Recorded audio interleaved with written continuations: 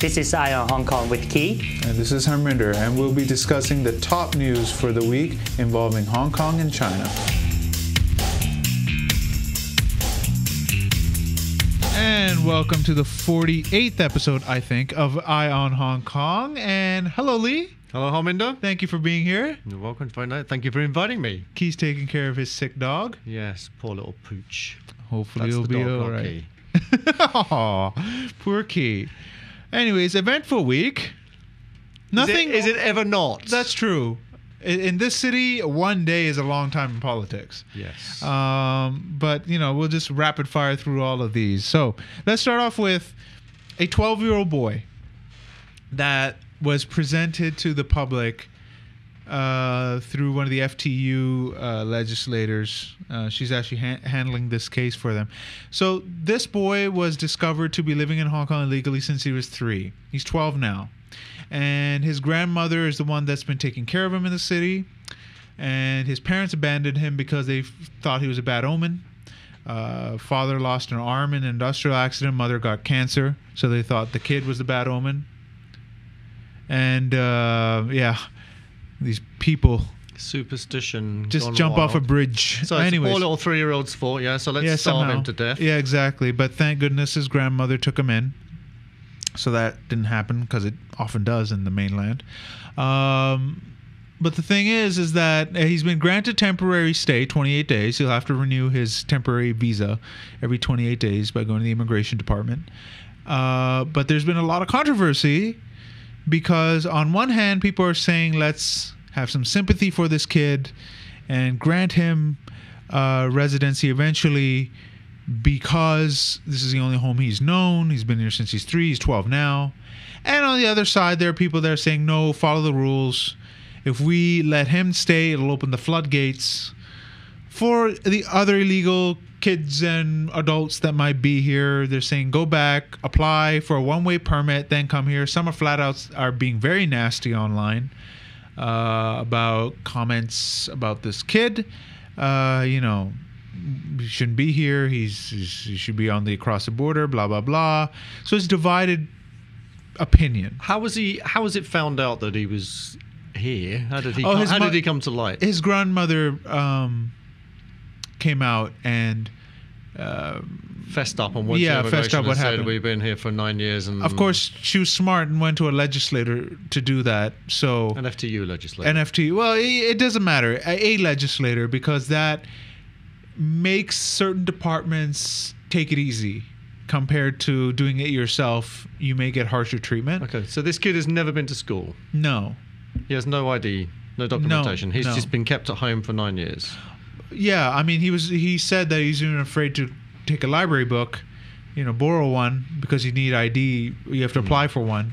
And he was afraid to do that, and he might get deported or whatever if he was found out. Well, there are various issues at stake. This is one of those areas where it's impossible not to sit on the fence, that you have to have some appreciation of both sides of the argument. I think that what you said at the beginning there in the introduction, that there's some horrible comments about this kid online. I mean, I've just been reading some of them, and to call a 12-year-old a fatso, hoodie, ignorant waste of space, hood rat. That's right, a fatso hood rat. Yeah. What kind of ignorant troll feels the need to make that kind of comment about a 12-year-old boy? Exactly. I mean, no matter how you feel about the issue of illegal residency and all that, why are you personally attacking a 12-year-old boy that was here through no fault of his own? Exactly. So is the kid, do children have to suffer for the crimes of their parents? This is one principle. Right. So I think that's fairly well established, that no generation is responsible for any other generation. So children cannot be blamed for the crimes of their parents. And no jurisdiction worldwide. No. I personally think it needs to be a case-by-case basis. I mean, if he is sent back on the mainland and his grandmother can't go with him, how's he going to take care of himself? Exactly. Apparently, some of the suggestions was, there are plenty of orphanages on the mainland. He can go to one of them. So presumably his grandmother would go back, would she not?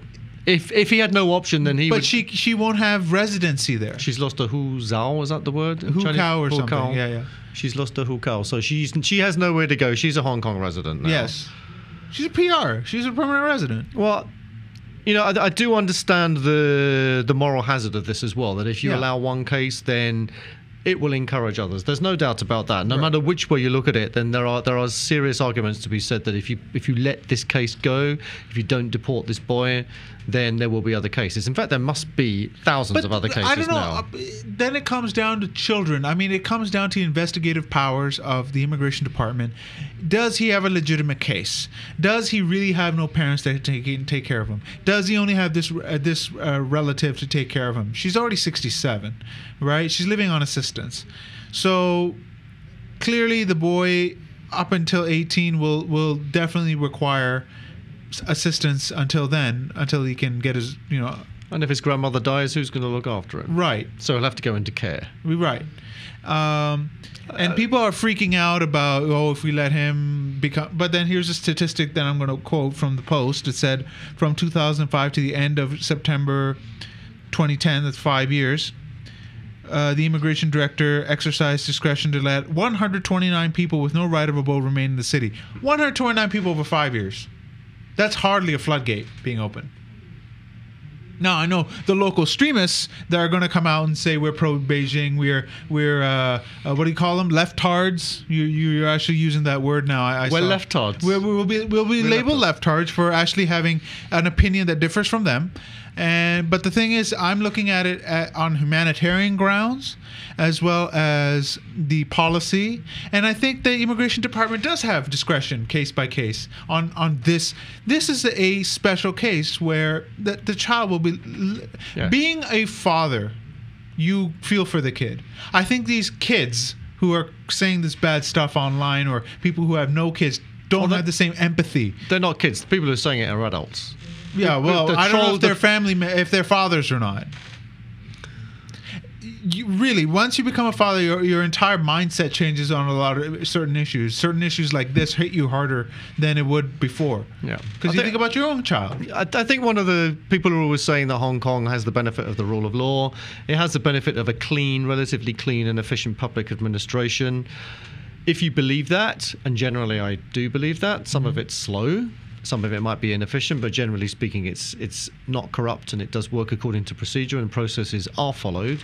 If you believe that, then you have to let these processes take effect and to be followed through to their natural conclusion. Yeah. If the immigration department has discretion, then it has discretionary powers and it should be allowed to use them. Case by case, let them investigate. Exactly. I do understand the moral hazard arguments. Yeah. I do understand that. But then that's going to happen anyway. If there are reasons why people feel the need to break the law and bring their children here, or to hide as illegal immigrants, or for whatever reason they do it for a reason, good or bad, legal or illegal. Yeah. So each case, they either need to be deported or they need to be investigated. That's what the law is for. That's what administrative procedures exist for. Right. I just think that to attack the kid is grotesque. And because you have a well thought out, quite logical argumently, you're a leftard. All right, we'll move on. Okay, I'm a leftard. Anybody want to accuse me? I'll give you my email address. Just send the hate mail there. Say the hate mail there. Yes, you can find me. Right. Yeah, because that's what's going to happen. All right, so we'll move on to quite a lot of stories this week. The joint border control. Here's another one that's controversial. Right, there's the legal argument and there's the practical argument and there's the common sense issue of this. Yeah. Right, the legal argument, I get it. I get the fact that if you have a mainland border checkpoint in Hong Kong territory, that's not covered by basic law anywhere. No. And if you were really suspicious of absolutely everything that the mainland government of any administrative department of the mainland government might do, you would rightly have suspicions about that. I would share some of those suspicions. Okay. Now, does basic law make provision for this? Apparently not. No. Okay, makes no provision for it. Fine. Is there a way for basic law to be adjusted so that there could be provision for this? Apparently. Okay. Is it really going to be such a big issue if they did adjust basic law for this? I don't know. There's an argument to say that you should or you shouldn't for something so relatively trivial. Okay, if they won't adjust basic law for all of the election stuff that we're going through right now, but they will do it for joint immigration control in TST. Okay, I get that argument too. Now, on a practical basis, there are plenty of precedents worldwide for this. go to London, you can exit the UK and you can enter France in the same place. In France, you can do that. You can leave France and enter the UK in Paris Gare du Nord station if you take the Eurostar. I took a train from the Netherlands into Belgium, and I went through no border controls because they were all part of the Schengen agreement. Yeah. Schengen agreement. Between Britain and France, Britain's not a member of Schengen, Right. so there has to be border control there. Right. But you can exit one country and enter another in the same physical location in the same station, or you can enter the US. Yeah. And being Canadian, when I went to the US, I cleared immigration in Toronto before I flew in. And you can clear it in Ireland as Yeah. well. So there are plenty of international precedents for this, and these are different. These are between two independent sovereign states. Right. Okay. Admittedly, they're both all cases we've cited have been. But we're not a democracies. sovereign state. We're not a sovereign state. We're talking about entry and exit between a special administrative region and the mainland. Right. Okay. But how do you solve the legal issue? Because their argument is we amend Annex 3 of the Basic Law. But Annex 3 clearly states it is only dealing with issues of foreign affairs and defense. Which is neither. Exactly. So I don't understand how they can amend Annex 3 unless they do it arbitrarily. Why can't there be a Hong Kong Immigration Department office in mainland? There is one. There's already a precedent for it on one of the border checkpoints. Okay, so why aren't both the border checkpoints there then? But the thing is, the Express Rail Links is going to start in Austin, right? In Kowloon side. They want to just do it all there, the final destination, or your beginning of your destination.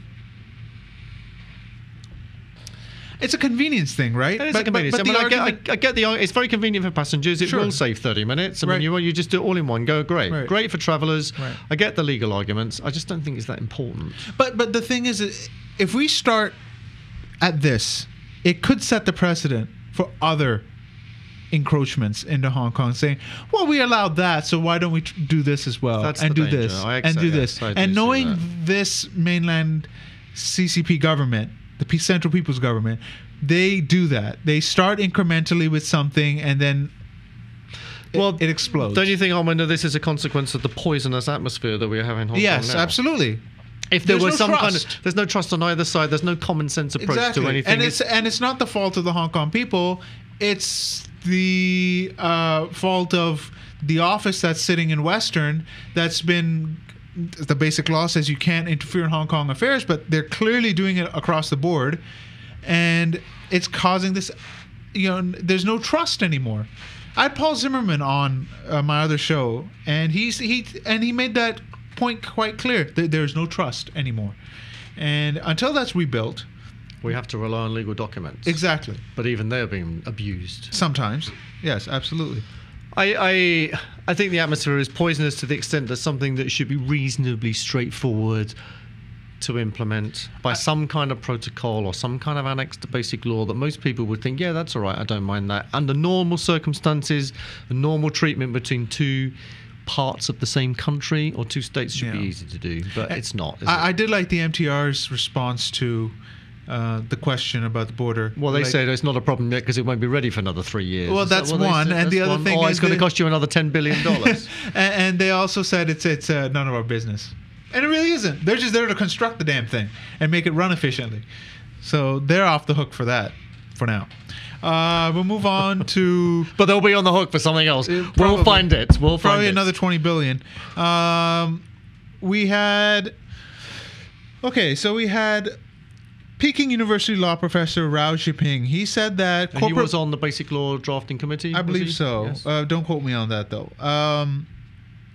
He said that corporate voting could be abolished as a amendment to the constitutional reform package that the government's trying to get through with the CE election. He said that's a sweetener that maybe you can present to the Pan Democrats to pass the bill in LegCo. So nominating committee members would have to be elected by human beings as Right. opposed to corporations. Right. Corporations cannot vote. Okay. But Basic Law Committee Vice Chairman Jung Rong-shun said, no, you can't do that. And he's his boss. He's the first Basically, guy's boss. he'll strike that down right away. So do they have an opinion? Do they have a stance? And this was quoted by Regina Ip. She had a meeting. So where who he did said she? that. Who she quoted what Rao Jiping said? She quoted what Jung Rong-shun said. He said that there's no wiggle room. It kind of supports Alan Leung's argument that the Central People's Government really doesn't want this package to be passed. It's like, here, we did our part. You don't want it. Too bad. I agree. I don't think they do want it. Yeah.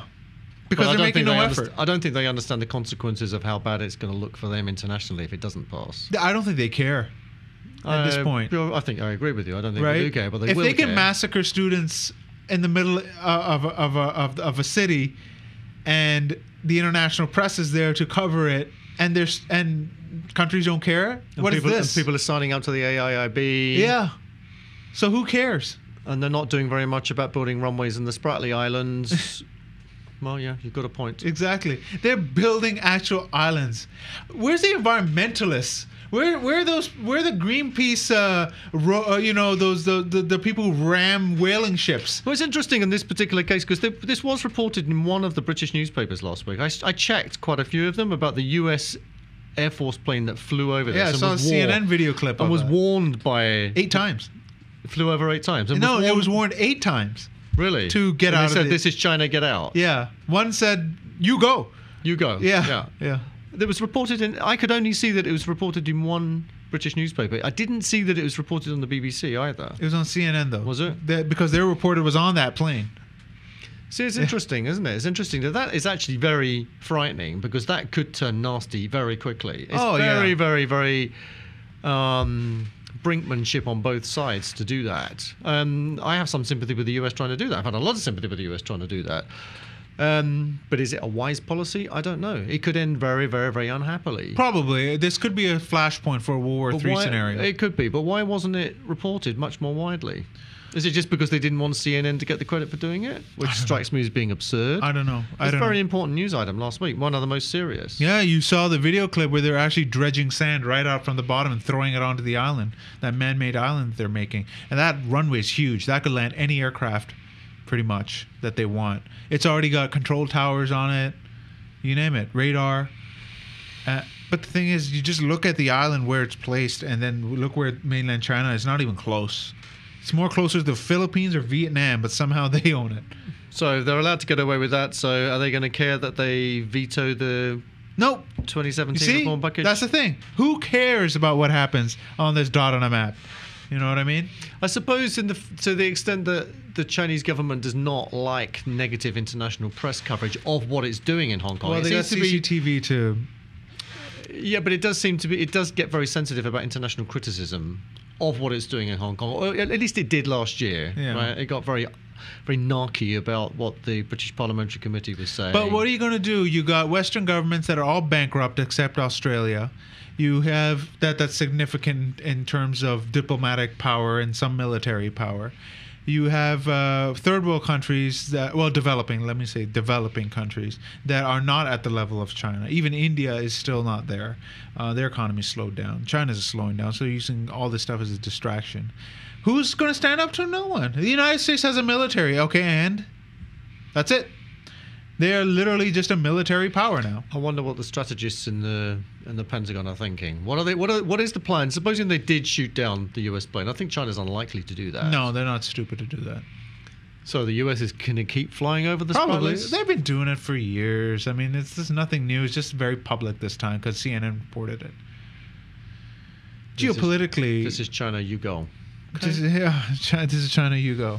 We'll move on to other stories here. We got the South China Morning Post.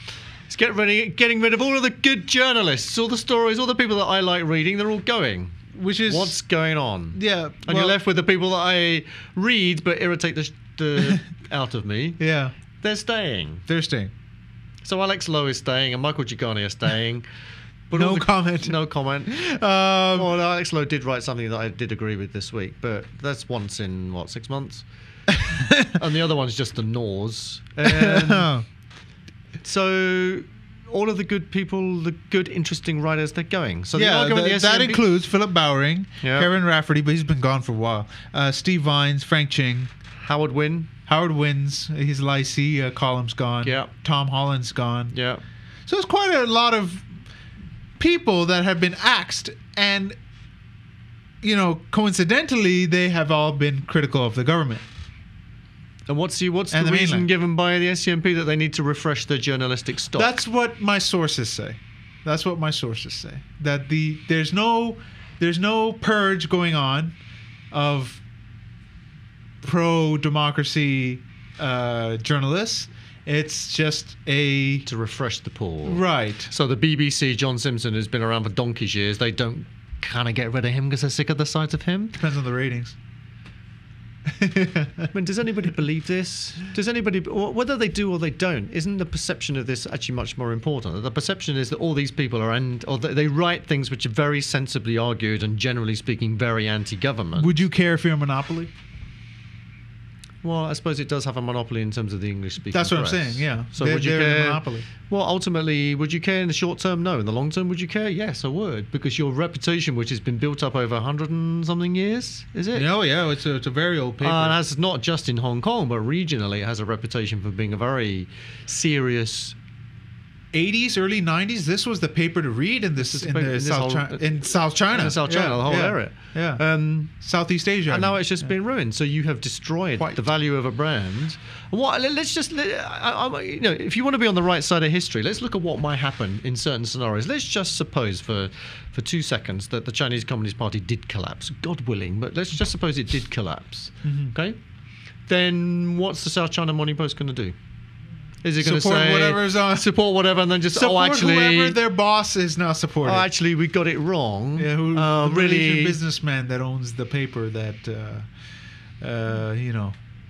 has many mainland businesses. It doesn't seem to be any hedging of bets going on. It seems to be like a one-way thought process that this is going to continue forever. That we have to be. That's what everybody thinks usually. We have to be mainland. We have to be CCP. Am I allowed to say brown noses? Yeah. Is that acceptable? We're allowed to be CCP brown noses because that's the way that it's going to be, and that's the way it's going to be forever. So it's a one-way bet. Now I find that strange in itself from a journalistic point of view. I'm not a journalist, but from a sensible, intelligent human being. From that point of view, you can't bet that these things are one-way bets forever. There is a significant possibility that this might change in the future. Right. You just have to look at what's happened in the history since I've been on the planet. Communism fell. Yeah. Okay. That's the most important example. Everything that's been happening in the Middle East, that's happened in the last 10, 15 years. How can they be so sure that they're on the right side of history and will be forever? No government has ever survived forever. No currency has ever survived forever. No economic system has survived forever. Everything changes eventually because it collapses under its own weight, or corruption seeps in, or one thing or another. Well, how many people who do read this and have got some inkling about what's going on are going to say, okay, I'm just not going to buy it anymore? But do you have a choice?